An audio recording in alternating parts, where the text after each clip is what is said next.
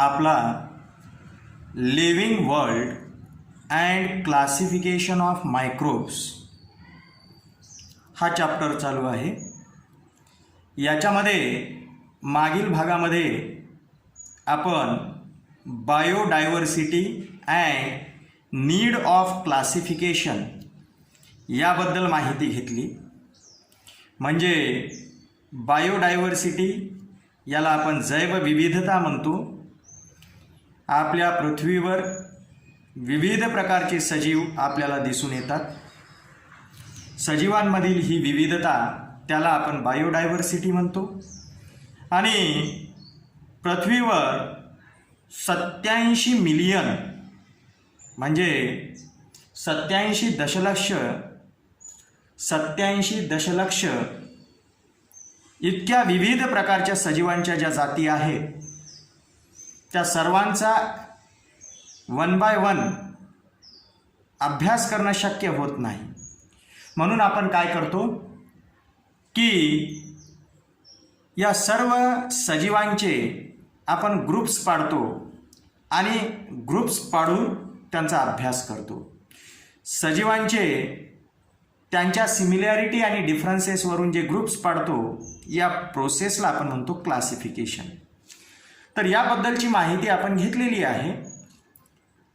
सजीवांचे जे काही क्लासिफिकेशन केले जाते त्याच्यामध्ये R.H. व्हिटाकर या सायंटिस्टचं फार मोठं योगदान आहे. या सायंटिस्टने सर्व सजीवांचे एकूण 5 ग्रुप पाडलेले आहेत. 5 मुख्य ग्रुप पाडलेले आहेत. त्यांना त्यानं किंगडम नाव दिलेलं आहे. आणि या प्रकारच्या क्लासिफिकेशनच्या सिस्टीमला 5 किंगडम क्लासिफिकेशन सिस्टीम असं म्हणतात. तर ही कोणती किंगडम आहेत म्हणजे सजीवांचे 5 मुख्य ग्रुप कोणते आहेत ज्यांना आपण किंगडम म्हणतो. तर पहा, पहिला ग्रुप ज्याला म्हणतो kingdom first monera, kingdom second protista, kingdom third fungi, kingdom fourth plantae आणि किंगडम फिफ्थ ॲनिमेलिया. तर या प्रकारे अर्थातच R.H. व्हिटाकर या सायंटिस्टने सजीवांचं क्लासिफिकेशन या 5 किंगडममध्ये केलेलं आहे. या किंगडमची आपण 1 बाय 1 या ठिकाणी माहिती घेऊया. सर्वात प्रथम आपण किंगडम मोनेरा याबद्दल माहिती घेऊया. पहिला किंगडम आहे किंगडम मोनेरा. या ग्रुपबद्दल आपण माहिती घेऊया. पहा, लक्षात घ्या की आपण जर एखादा दह्याचा थेंब म्हणजे अ ड्रॉप ऑफ कर्ड और a drop of buttermilk, if we take it on a glass slide, आपण एखाद्या ग्लास स्लाइडवर जर दह्याचा किंवा ताकाचा जर एक थेंब घेतला and if we cover one cover slip on it आणि त्याच्यावर एखाद्या पातळ काचेचं कवर स्लिप जर त्याच्यावर आच्छादली and if we observe it under the microscope आणि याला जर आपण कंपाऊंड मायक्रोस्कोप खाली जर पाहिलं, we will see some small rod like structures, means some such rod like असे rod like structures आपल्याला त्या थेंबामध्ये पाहायला दिसतील. means small rod like microbes, they are moving in this drop. we will see.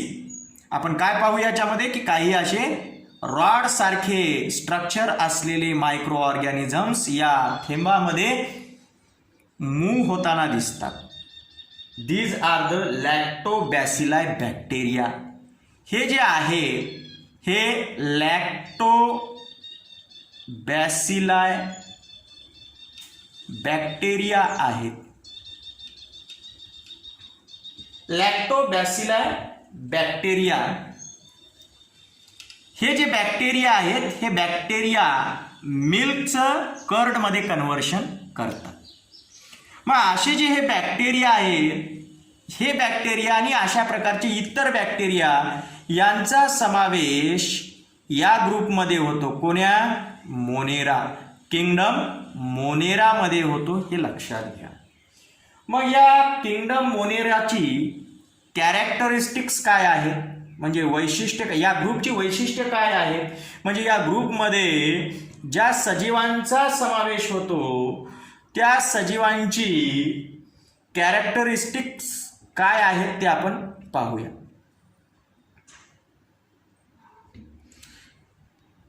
Kingdom Monera या ग्रुपमध्ये जे काही सजीव समाविष्ट होतात त्यांची वैशिष्ट्ये आपण पाहणार आहोत.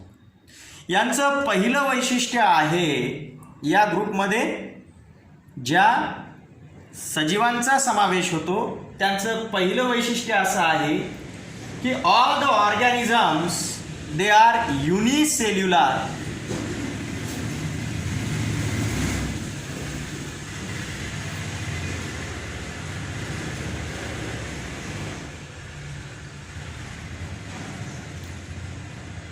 या ग्रुपमध्ये ज्या सजीवांचा समावेश होतो, मोनेरामध्ये ज्या सजीवांचा समावेश होतो म्हणजे ज्या ऑर्गॅनिझम्सचा समावेश होतो ते सर्व ऑर्गॅनिझम्स युनिसेल्युलर आहेत, म्हणजे एक पेशी आहे. या सजीवांचं शरीर हे एका पेशींनी बनलेलं आहे.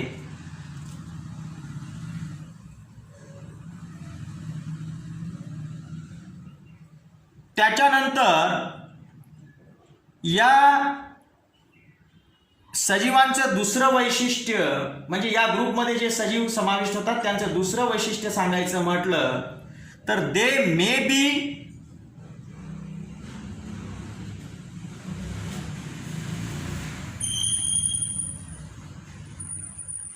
ऑटोट्रॉफिक और हेटेरोट्रॉफिक.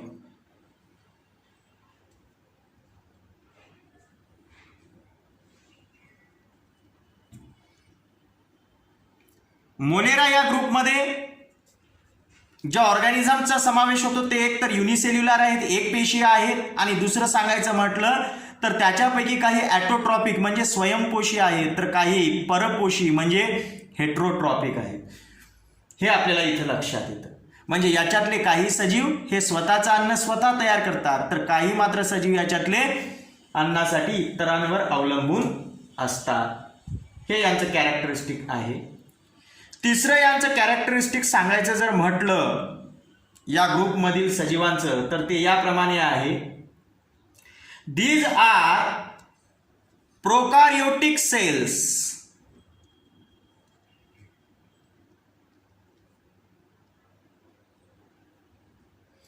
विदाउट डिस्टिंक्ट न्यूक्लियस और सेल ऑर्गॅनेल्स. म्हणजे सांगायचं म्हटलं तर या ग्रुपमध्ये जे ऑर्गॅनिझम समाविष्ट होतात या ऑर्गॅनिझम्स हे युनिसेल्युलर आहेत म्हणजे एक पेशी आहेत आणि ती पेशी कशी आहे? प्रोकॅरियोटिक आहे. म्हणजे ती सेल प्रोकॅरियोटिक आहे. म्हणजे या सेलमध्ये आपल्याला स्पष्टपणे न्यूक्लियस पाहायला मिळत नाही आणि इतर जी सेल ऑर्गॅनेल्स असतात ती सुद्धा पाहावयाला मिळत नाहीत. उदाहरणामध्ये जर सेल आपण काढली, आपली जर सेल पाहिली, आपण लक्षात जर घेतली तर त्याच्यामध्ये न्यूक्लियस असतो या पद्धतीने. त्याच्यानंतर त्याच्यामध्ये इतर ऑर्गॅनेल्स असतात, मायटोकॉन्ड्रिया असतो, गॉल्गी बॉडी असते, त्याच्यानंतर एंडोप्लाझ्मिक रेटिक्युलम असतं, त्याच्यानंतर इतर बरेच काही ऑर्गॅनेल्स आतमध्ये असतात. अशा प्रकारची ही आपली सेल असते. परंतु या मोनेरामध्ये जे युनिसेल्युलर ऑर्गॅनिझम समावेश झालेले आहेत त्यांची सेल अशी नाही आहे. त्यांची सेल ही न्यूक्लियस असलेली नाहीये. न्यूक्लियस ज्या सेलमध्ये असतो त्याला आपण युकॅरियोटिक सेल म्हणतो काय म्हणतो? युकॅरियोटिक सेल. पण मला सांगा, मोनेरामध्ये ज्या ऑर्गॅनिझमचा समावेश होत आहे ते युनिसेल्युलर आहेत आणि यांची पेशी हे एकाच पेशीनं बनलेले आहेत आणि यांची ही पेशी कशी आहे, यांची ही सेल कशी आहे? प्रोकारियोटिक आहे. म्हणजे अशी नाहीये युकॅरियोटिक प्रमाणे नाहीये, प्रोकारियोटिक आहे. प्रोकारियोटिक म्हणजे ज्यांच्या सेलमध्ये न्यूक्लियस स्पष्टपणे दिसत नाही. We can not see the nucleus distinctly in the cell and also the other organelles. म्हणजे यांची जर सेल पाहिली तर यांच्या सेलमध्ये ना हे न्यूक्लियस दिसतं ना अदर ऑर्गॅनेल्स दिसतात, दोन्हीही दिसत नाहीत. आणि त्यामुळे अशा प्रकारची विदाऊट डिस्टिंक्ट म्हणजेच विदाऊट न्यूक्लियस किंवा we can not see the nucleus distinctly in this cell and that's why such a cell is called as prokaryotic sale.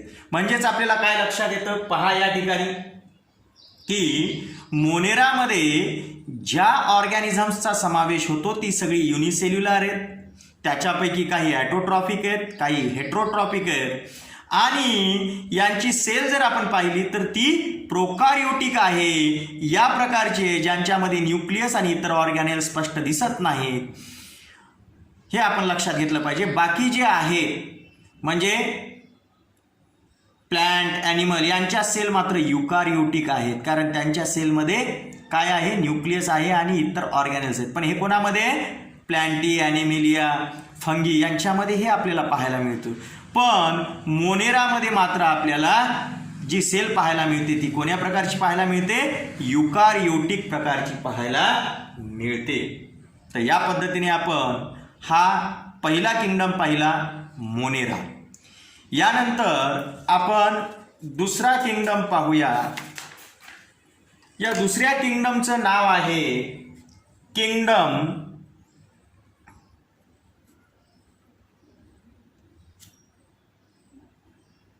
Protista.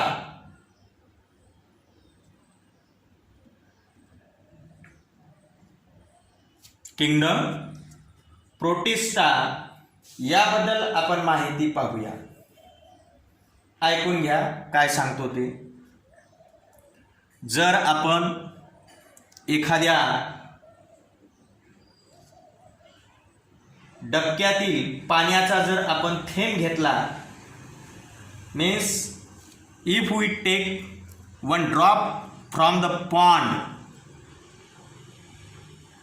on the glass slide, एखाद्या ग्लास स्लाइडवर जर आपण गढूळ पाण्याचा थेंब घेतला, म्हणजे डबक्यातलं जे पाणी असतं, तर अशा पाण्याचा एक थेंब आपण ग्लास स्लाइडवर घेतला आणि त्याला जर आपण कंपाऊंड मायक्रोस्कोप खाली जर ऑब्झर्व केलं तर आपल्याला त्याच्यामध्ये काही मोटाईल मायक्रोब्स म्हणजे काही चल हालचाल करणारे आपल्याला त्याच्यामध्ये मायक्रो ऑर्गॅनिझम्स पाहायला मिळतात. And these are irregular in shape. आणि ही जी मायक्रो ऑर्गॅनिझम आहेत यांचा शेप हा फिक्स नसतो, म्हणजे हे अनियमित आकाराचे मायक्रोब्स आपण पाहू शकतो या गढूळ पाण्याच्या थेंबामध्ये. ही जी मायक्रो ऑर्गॅनिझम्स आहेत ही आहेत अमिबा. ही कोणती आहेत? अमिबा आहे. तर अशा या प्रकारच्या ऑर्गॅनिझम्सचा आणि याच्याप्रमाणे इतर याच्यासारख्या असलेल्या इतर ऑर्गॅनिझमचा समावेश हा किंगडम प्रोटिस्टामध्ये होतो. मग या किंगडम प्रोटिस्टा या ग्रुपची कॅरेक्टरिस्टिक्स काय आहेत ती आपण पाहूया.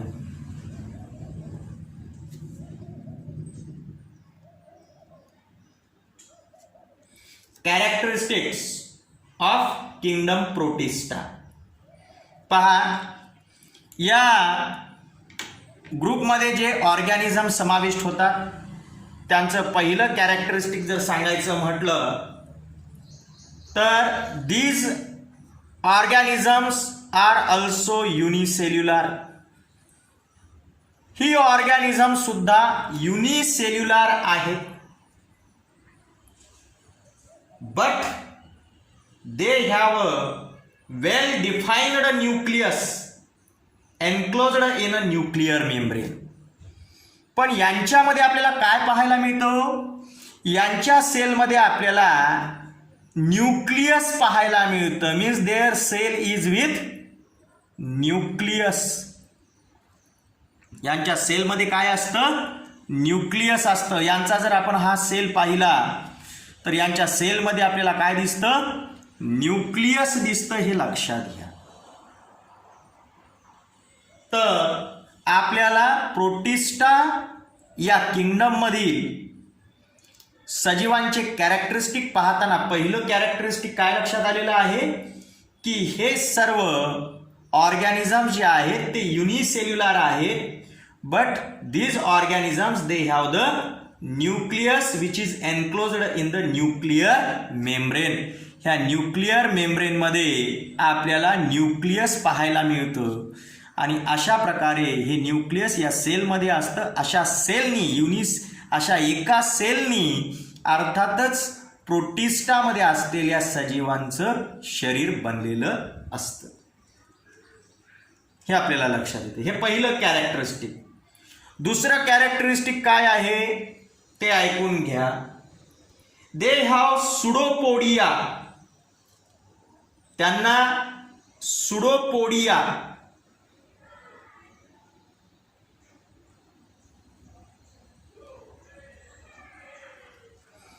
और सिलिया और फ्लैजेला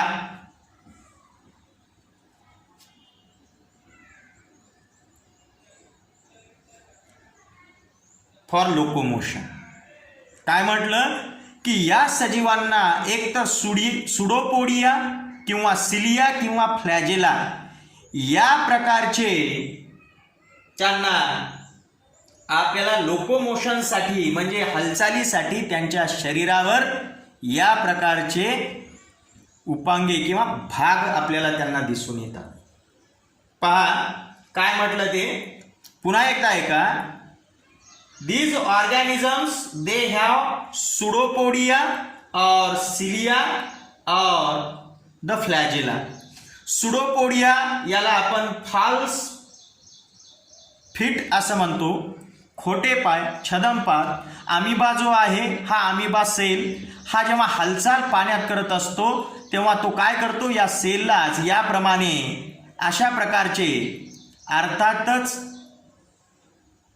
फाल्स फिट तयार करतो आणि यांच्या हालचालीनं तो मूव्ह होतो. यांना आपण फाल्स फिट म्हणजे खोटे पाय म्हणजेच यांना आपण सुडोपोडिया म्हणतो.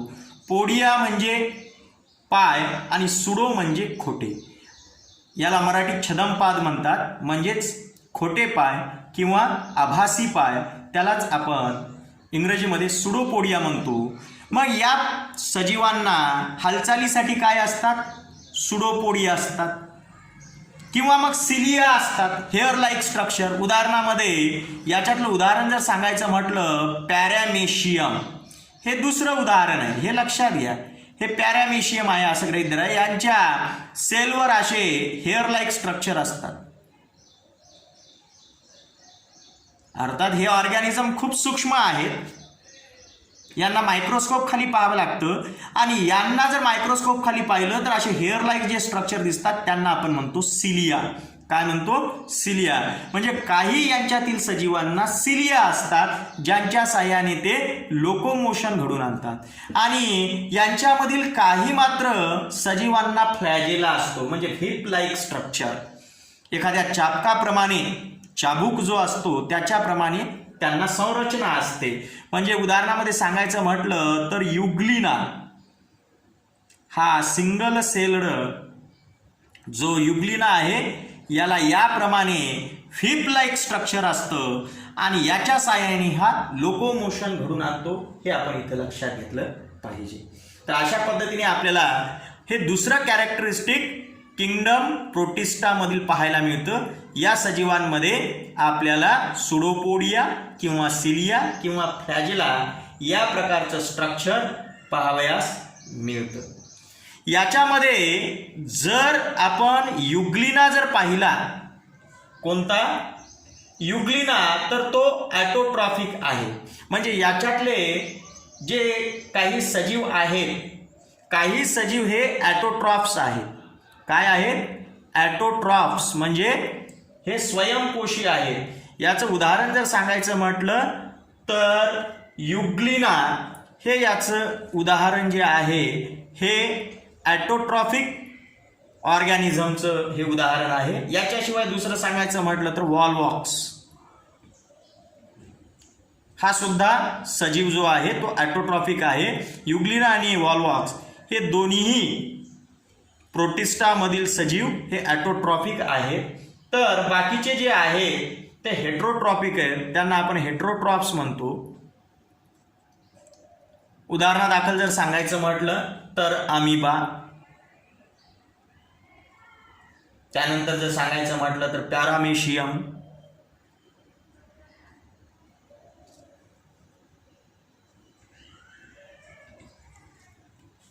हे हेट्रोट्रॉफिक आहे. तर पहा, किंगडम प्रोटिस्टा या ग्रुपमध्ये ज्या सजीवांचा समावेश होतो त्यांच्यात कोणती वैशिष्ट्ये आढळतात, कोणती कॅरेक्टरिस्टिक आढळतात, ही सगळी युनिसेल्युलर आहेत, पण त्यांच्यामध्ये वेल डिफाईन्ड न्यूक्लियस आहे. दुसरा पॉईंट सांगायचा म्हटलं तर त्यांना लोकोमोशनसाठी एकतर सुडोपोडिया असतो किंवा सिलिया असतो किंवा फ्लॅजेला असतो. आणि या ग्रुपमध्ये जे ऑर्गॅनिझम समाविष्ट होतात त्याच्यापैकी काही ॲटोट्रॉप्स आहेत तर काही हेट्रोट्रॉप्स आहेत, हे आपल्याला लक्षात येतं. या पद्धतीने आपण दुसरा किंगडम पाहिला, किंगडम प्रोटिस्टा. यानंतर आपण जो तिसरा किंगडम आहे, किंगडम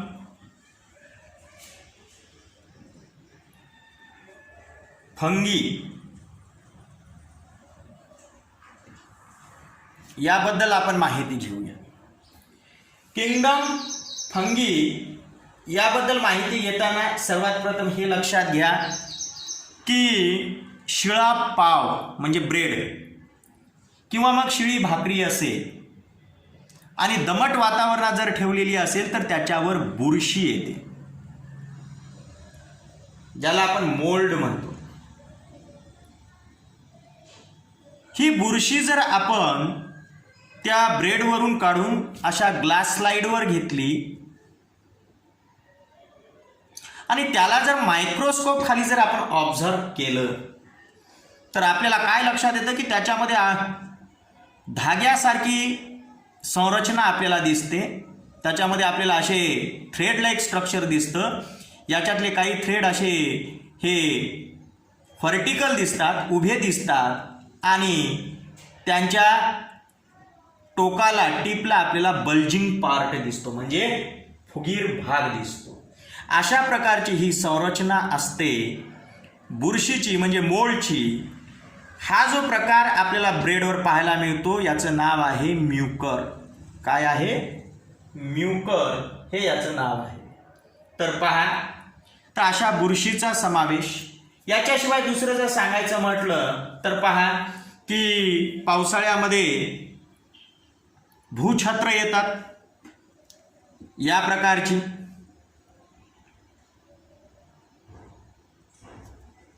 ही भूछत्र यांना मशरूम असं म्हटलं जातं. तर ही सुद्धा जी काही या प्रकारची सजीव आहेत म्हणजे म्युकर म्हणजे ही बुरशी किंवा हे मशरूम, असे हे मोल्ड किंवा हे मशरूम या सर्वांचा समावेश कशात होतो? फंगी या ग्रुपमध्ये होतो. मग या ग्रुपची कॅरेक्टरिस्टिक काय आहेत ते आपण पाहूया. तर पहा, या ग्रुपची आपण कॅरेक्टरिस्टिक्स पाहूया.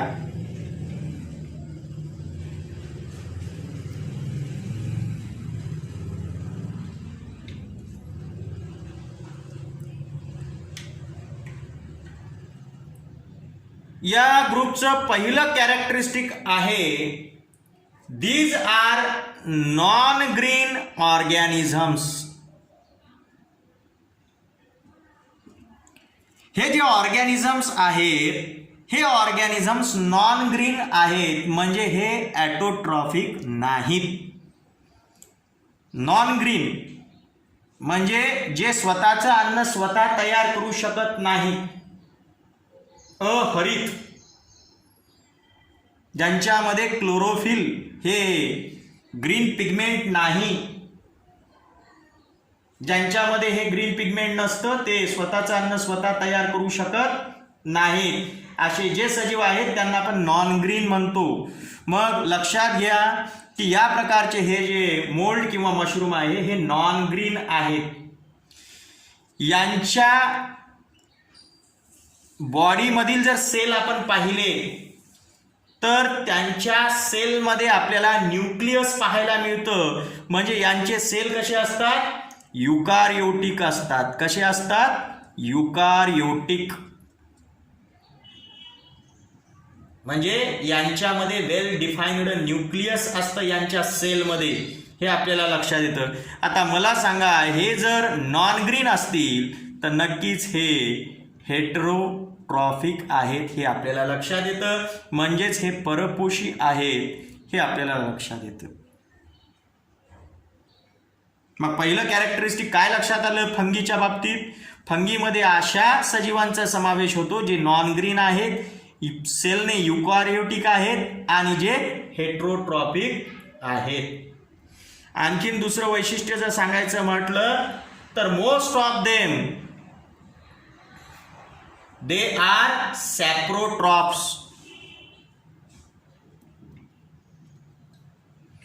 यांच्यामधले बहुतेक सजीव हे सॅप्रोट्रॉप्स आहेत, म्हणजे मृतोपजीवी आहेत, मृत पदार्थांवर जगणारे आहेत. मला सांगा, मशरूम कुजलेल्या लाकडांवर येतं. कुजलेलं लाकूड म्हणजे वनस्पतीचा मृत भाग. बुरशी ब्रेडवर येते किंवा भाकरीवर येते. हे पाव किंवा जी काही भाकरी आहे ही शिळी झाली म्हणजे ती कुजलेली आहे. अशा कुजलेल्या अन्नपदार्थावर हे येतात. म्हणजेच मृतोपजीवी मृत पदार्थावर हे सजीव जगतात, म्हणून यांना आपण मृतोपजीवी म्हणतो. जास्तीत जास्त फंगीमधले सजीव हे काय आहेत? सॅप्रोट्रॉप्स, म्हणजे मृतोपजीवी आहेत. They feed upon decaying organic matter. ते कुजणाऱ्या सेंद्रिय पदार्थावर म्हणजे कार्बनी पदार्थावर जगतात. हे यांचं दुसरं कॅरेक्टरिस्टिक आहे. त्यानंतर यांचं जर तिसरं कॅरेक्टरिस्टिक सांगायचं म्हटलं तर यांची जर सेल पाहिली आपण, समजा ही यांची सेल आहे, तर यांच्या सेलवर आपल्याला वरून एक आवरण दिसतं ज्याला आपण सेल वॉल म्हणतो. काय म्हणतो? Cell wall. म्हणजे आपल्याला काय लक्षात येतं की या सजीवांच्या सेलवर सेल वॉल असते. काय असते? सेल वॉल असते, पेशी भित्तिका असते. आणि ही पेशी भित्तिका म्हणजे cell wall, it is made up of tough and complex sugar. It is called as chitin. म्हणजे ही सेल वॉल कशाची बनलेली असते? कॉम्प्लेक्स शुगरची बनलेली असते, ज्या शुगरचं नाव काय आहे? कायटिन. काय नाव आहे? कायटिन. म्हणजे ही सेल वॉल कायटिनची बनलेली असते, हे आपल्याला लक्षात येतं. त्यानंतर चौथं कॅरेक्टरिस्टिक यांच्या बाबतीत जर सांगायचं म्हटलं तर पहा, यांच्यातले काही फंगी हे थ्रेड लाईक आहेत. Means some fungi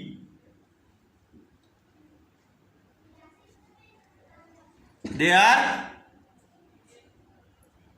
thread like आहेत. and they have the many nuclei present in their cell. त्यांच्या एका सेलमध्ये अनेक न्यूक्लियस असतात. जर यांची जर सेल पाहिली तर ही सेल जर आपण पाहिली तर यांच्या सेलमध्ये आपल्याला अनेक न्यूक्लियस पाहायला मिळतात. म्हणजे मल्टी न्यूक्लिएट सेल असते, हे आपल्याला लक्षात येतं. हे यांचं कॅरेक्टरिस्टिक आहे. त्याच्यानंतर यांची जर एक्झाम्पल जर आपल्याला सांगायची म्हटलं तर पहा, यांची एक्झाम्पल, एक बेकर्स ईस्ट नाव ऐकलं असेल. Bakers yeast yeast powder bread तयार करण्यासाठी वापरतात. ही ईस्ट पावडर याच्यामध्ये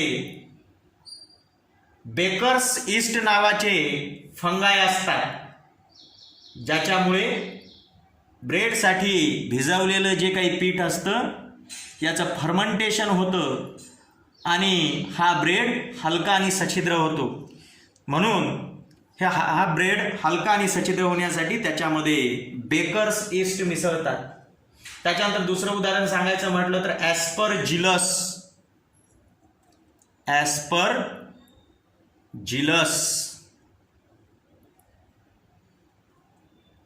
या प्रकारचे हे ॲस्परजिलस जे काही आहे हे मक्याच्या पिकावर आपल्याला पडलेली बुरशी जी असते ती म्हणजे ॲस्परजिलस असते. त्याच्यानंतर सांगायचं जर म्हटलं तर पेनिसिलियम. त्याच्यानंतर जर सांगायचं म्हटलं तर मशरूम, इथं काढलेलं आहे मशरूम, हे मशरूम. ही सगळी उदाहरणे जी आहेत ती त्या ऑर्गॅनिझम्सची आहेत ज्यांचा समावेश किंगडम फंगायमध्ये होतो. तर या पद्धतीने अर्थातच आपण 3 किंगडम पाहिली, किंगडम मोनेरा, किंगडम प्रोटिस्टा आणि किंगडम फंगी. या तिन्ही किंगडममध्ये ज्या ऑर्गॅनिझमचा समावेश होतो त्या ऑर्गॅनिझम्सची आपण कॅरेक्टरिस्टिक या ठिकाणी पाहिलेली आहे. हे आपण लक्षात घेतलं पाहिजे. अनेक शास्त्रज्ञांनी सजीवांचं क्लासिफिकेशन केलेलं आहे, but the Whittaker's 5 kingdom system is widely accepted. पण सर्व क्लासिफिकेशनमध्ये जे व्हिटाकरने 5 किंगडम क्लासिफिकेशन सिस्टीम मांडलेली आहे ती जगभर या सिस्टीमला म्हणजे या क्लासिफिकेशनला मान्यता मिळालेली आहे. हे आपल्याला लक्षात येतं.